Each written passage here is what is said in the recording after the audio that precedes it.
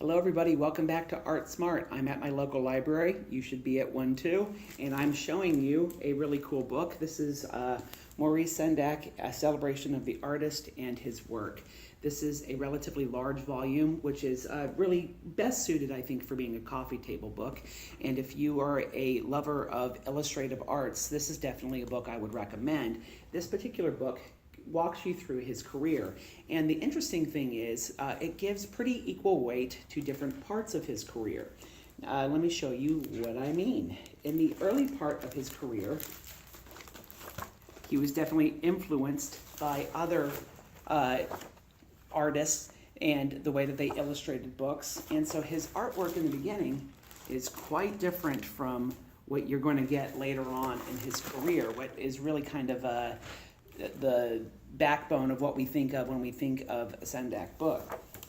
It slowly, gradually kind of changes over towards what became his very popular illustration style, and eventually we get to some of his more fanciful, some of his stuff that is filled with wonderment, almost kind of like a well illustrated, very well drafted version of like a Dr. Seuss something, you know, kind of a mixture of Dr. Seuss-esque figures, but in a really well done illustrative style that is reflective of really fine draftsmanship.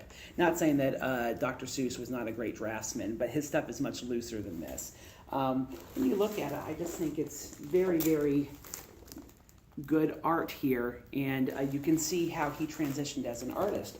It also shows, though, some of his later stuff, and you can see how his work gets kind of simpler and maybe a little looser as time goes along. This book does a pretty good job also describing how his art changed over time, what his influences were, and how he influenced others. So if you're trying to understand this man as an artist and the illustrations that he have as artwork in and of itself, I think this is a fine book. If you're just looking for your most favorite images from his different books, you're not necessarily going to get everything here. Quite a bit from Where the Wild Things Are, but not necessarily covering all of his different artwork. So this isn't just, you know, greatest hits from all of his books.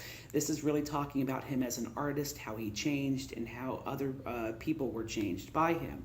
So I definitely would recommend this book. It is a little bit on the expensive side. What was it? Yeah, $45. However, considering the fact that this is pretty reflective of who he was as an artist, and I think it is pretty well researched, I think it's well worth the $45, and if you are somebody who loves book, you're probably going to love this. Hopefully this makes you more art smart. Have a great day. Bye-bye.